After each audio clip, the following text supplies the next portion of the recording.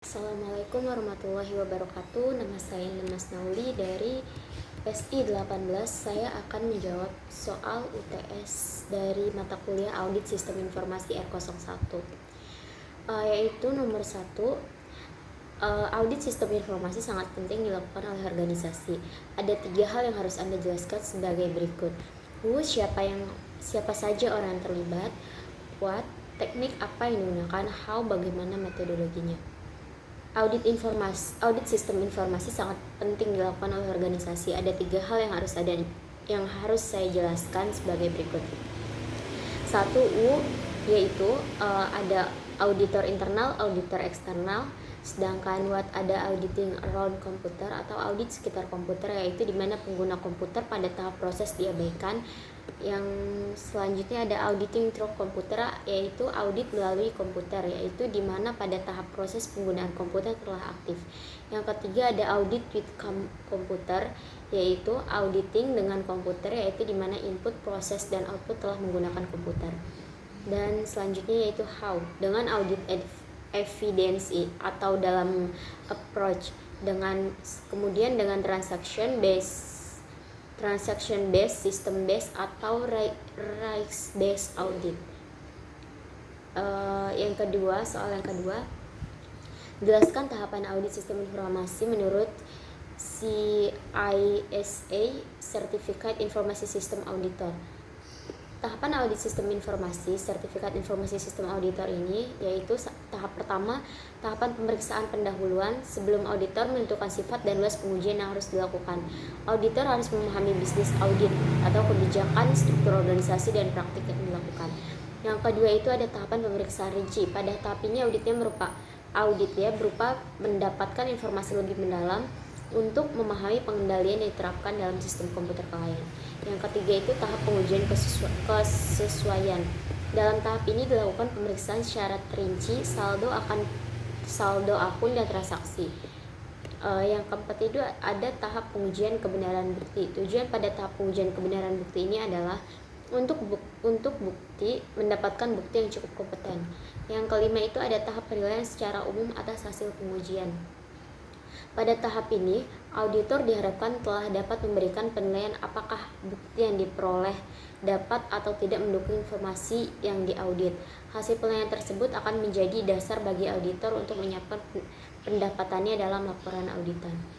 Dan soal ketiga, sebutkan serta jelaskan hal-hal apa saja yang terkait dengan IT research dalam COBIT framework.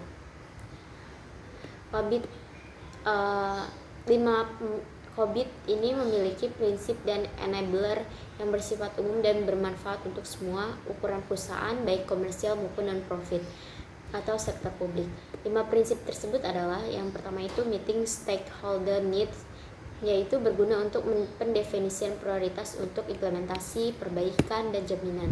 Kebutuhan stakeholder diterjemahkan dalam goals cascade menjadi tujuan yang lebih spesifik, dapat ditindaklanjuti dan disesuaikan dalam konteks. Kemudian yang kedua itu ada covering enterprise end-to-end, bermanfaat untuk mengintegrasikan tata kelola TI perusahaan ke dalam tata kelola perusahaan. Sistem tata kelola TI yang diusung COBIT 5 dapat menyatu dengan sistem tata kelola perusahaan dengan mulus. Prinsip kedua ini juga meliputi semua fungsi dan proses dibutuhkan untuk mengatur dan mengelola TI perusahaan dimanapun informasi diproses. Yang ketiga itu ada applying single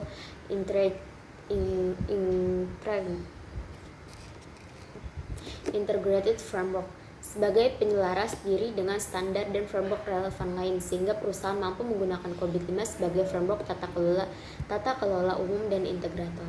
Yang keempat itu ada enabling a holistic approach, yakni COBIT 5 memandang bahwa setiap enabler saling mempengaruhi satu sama lain dan menentukan apakah penerapan COBIT 5 akan berhasil. Yang kelima itu ada spreading governance from management, yaitu COBIT membuat perbedaan yang cukup jelas antara tata kelola dan manajemen. Kedua hal tersebut mencakup berbagai kegiatan yang berbeda, memerlukan struktur organisasi yang berbeda dan melayani untuk tujuan yang berbeda pula. Dan soal keempat, sebagian besar sebab yang mendorong pengembangan fungsi audit SI di perusahaan adalah akibat sering terjadinya penyalahgunaan komputer. Jelaskan tipe penyalahgunaan komputer. Tipe yang pertama itu ada hacking, yaitu akses yang tidak sah atau modifikasi atau pengguna sistem komputer atau perangkat elektronik lainnya. Yang kedua itu ada social engineering, yaitu rekayasa sosial teknik. Biasanya trik psikologis untuk mendapatkan akses ke data atau informasi yang sensitif digunakan untuk mendapatkan akses ke sistem atau lokasi yang aman. Yang ketiga itu ada malware. Setiap perangkat lunak yang dapat digunakan untuk melakukan kejahatan.